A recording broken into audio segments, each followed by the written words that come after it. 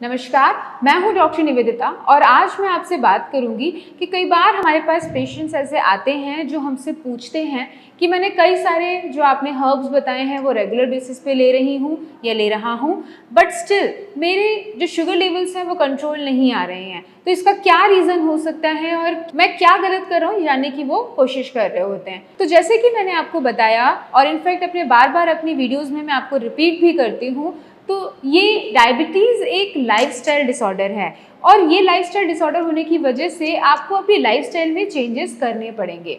इसका मतलब ये होता है कि अगर आप एक्सरसाइजेस नहीं करते, स्ट्रेस बहुत ज़्यादा लेते हैं, डाइट में कंट्रोल नहीं करते और सिर्फ ये जूसेस ले रहे हैं या कोई आप ऐसी मेडिकेशंस जो हम रेगुलर बेसिस पे वीडियो में डिस्कस करते हैं आप वो ले रहे हैं, तो सिर्फ इसी से काम नहीं होगा। यानी कि आपको एक कंप्लीट हॉलिस्टिक चीज़ें करनी होंगी, यानी कि आपको अपनी लाइफस्टाइल में चेंजेस करने ही होंगे। यानी थोड़े से एक्सरसाइजेस जो आपके पैनक्रियाज पे इफेक्ट डाले, ब्लड सर्कुलेशन को इंक्रीज करें, साथ ही आपको स्ट्रेस लेवल कम करना हो। डाइट में आपको चेंजेस करने होंगे, यानी कि कार्बोहाइड्रेट आपको कम करने होंगे, प्रोटीन्स को आप इनकॉर्पोरेट कर सकते हैं।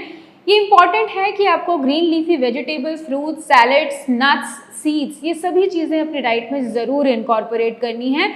कार्ब्स को कंपैरेटिवली कम कर दीजिए, यानी कि आप जहां 4 चपाती लेते हैं उसे 1 से 2 चपाती पे आ जाइए, जहां आप वाइट राइस लेते हैं ब्राउन राइस पे आ जाइए, उसका पोर्शन साइज कम कर दीजिए और प्रोटीन आप ज़्यादा लीजिए। ये बहुत इंपॉर्टेंट है कि आप अपनी डाइट पे भी कंट्रोल करें। स्मॉल पोर्शन में आप एवरी 2 आवर्ली या 3 आवर्ली कुछ ना कुछ खाएं। साथ ही कई बार जो हम कई सारे इंग्रेडिएंट्स के बारे में बात करते हैं, कई सारे हर्ब्स के बारे में बात करते हैं, जड़ी बूटियों के बारे में बात करते हैं, आपको वो भी रेगुलर बेसिस पे लेना चाहिए। तो ये कंबाइंड कोलैबोरेशन, एक कंबाइंड काम करता है, यानी कि आप सिर्फ एक चीज़ पे ध्यान दे रहे हैं, बाकी चीज़ें आप ध्यान नहीं दे रहे हैं। यानी कि आप चावल, रोटी, ऐसी कई सारी चीज़ें जो कार्ब्स बेस्ड हैं या कार्ब्स में रिच हैं, वो अगर आप ले रहे हैं तो शुगर आपकी कंट्रोल होने में बहुत मुश्किलें आएंगी आपको। साथ ही अपने पैनक्रियाज को एक्टिवेट करने वाले योगासनास ट्राई कीजिए, कपालभाति कीजिए, प्रॉपर नींद लीजिए, बिकॉज ये सारी चीज़ें एक दूसरे पे इम्पैक्ट डालती हैं। और इसी के साथ में अगर आपको कोई और हार्मोनल इशू है जैसे पीसीओडी, थायराइड या और भी कोई ग्लैंड से रिलेटेड जैसे कि पिट्यूटरी से रिलेटेड या फिर एड्रेनालिन से रिलेटेड कोई भी प्रॉब्लम है, तो उसे भी कंट्रोल में रखना बहुत ज़्यादा ज़रूरी है, क्योंकि ये सारे हार्मोन्स एक दूसरे को इन्फ्लुएंस करते हैं।